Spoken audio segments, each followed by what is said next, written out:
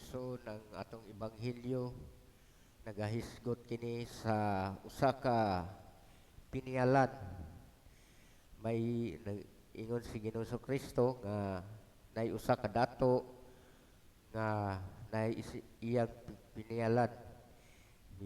Nilangyaw siya sa laing dapit o gibilin niya sa iyang pinialan ang iyang katigayonan.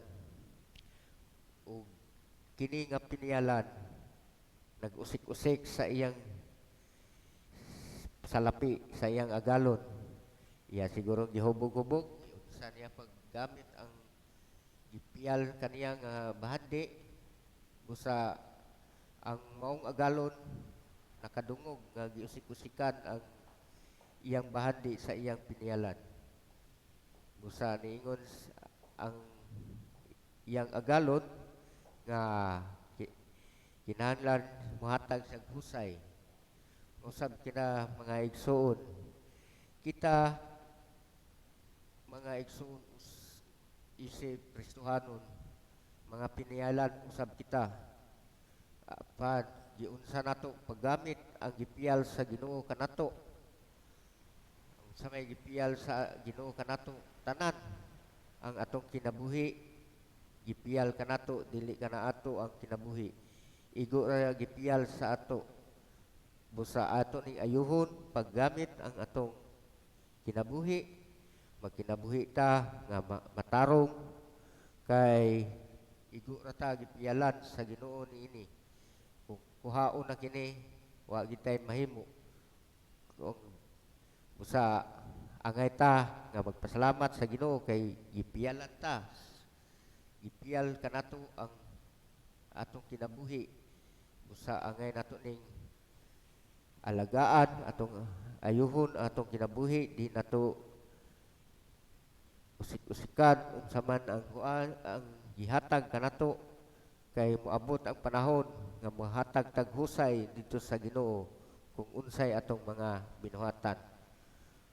Sa mga igsoon, kung kita usab yalan sa usa ka butang, kinahanglan nga ato ning ampingan atong amumahon kay gipiyal kini at kanato dili kini ato, igo ra gipiyal kanato.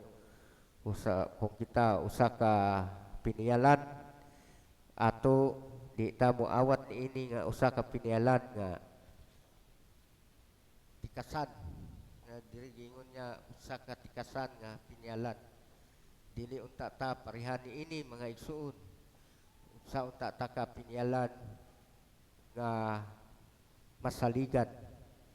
Unsay gipiyal sa Ginoo kanato, ato kining ampingan ang mga pulong nga iyang gihatag kanato, ato kaning i-share sa uban kay mao kini ang iyang tahas dinhi kanato nga ang iyang mga pulong atong sangyaw sa mga wala pa makaila og Ginoo. Busa mga igsoon, ampingan nato ug atong i-share ang mga pulong nga atong nabati o atong isangyaw sa mga tao nga wala pa gayud makaila Ginoo. Mao na ang gihatag kanato sa atong Ginoong Kristo.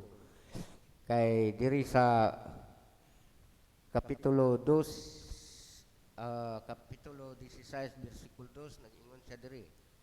Busa iyang gitawag ang pinialan og giingnan, unsa man kining akong nadungog mahitungod kanimo, hatagi akog hingpit nga husay sa imong pagdumala sa akong katigayonan, kay sukad karon dili ka na pinialan.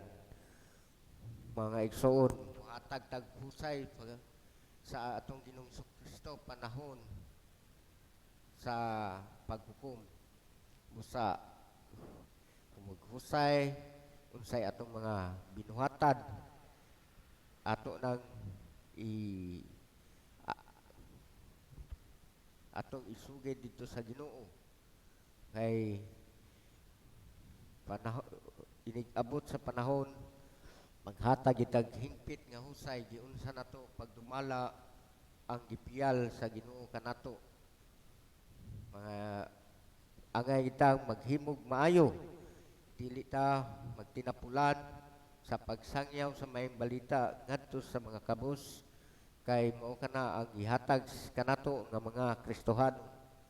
Iyang ihatag kanato ang iyang ebanghelyo para ato ikasangyaw sa atong mga kaigsuunan nga igsoon.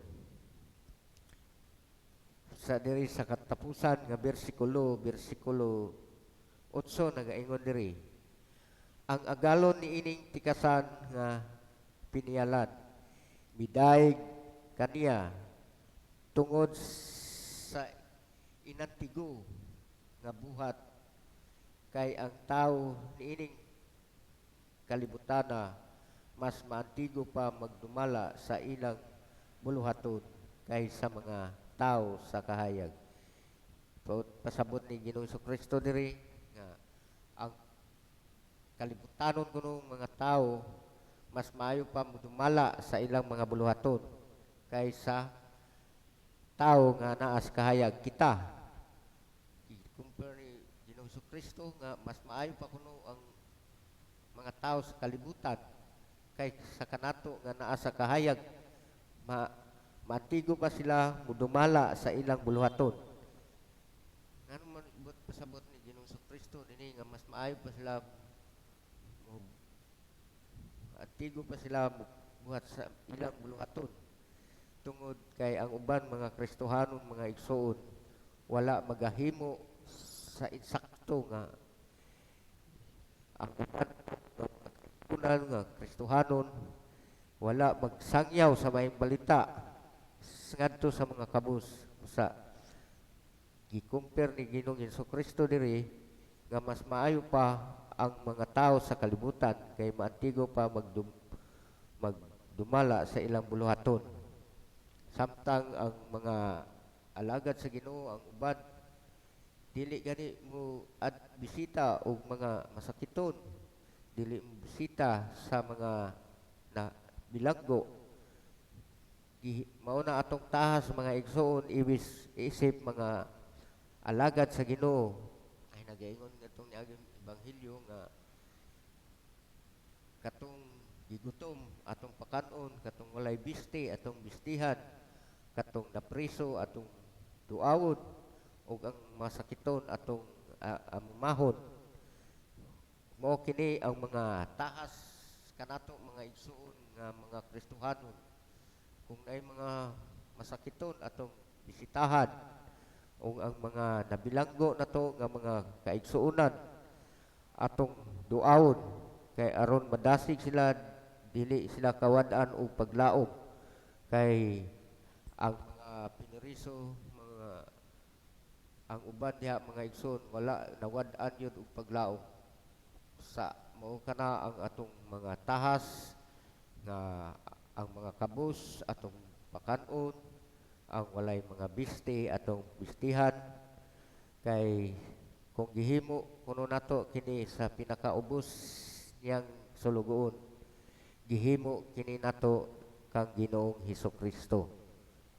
Sa mga igsoon angay kita nga maghimo sa mga butang nga iya sa Ginoo, kay moabot ang panahon kay ingon diri maghatag taghimpit nga husay ngadto sa Dios. Unsa man ang atong gihimo maayo o dili maayo, maghatag itag himpit nga husay dito kang Ginoong Kristo sa kanato ebanghelyo palihog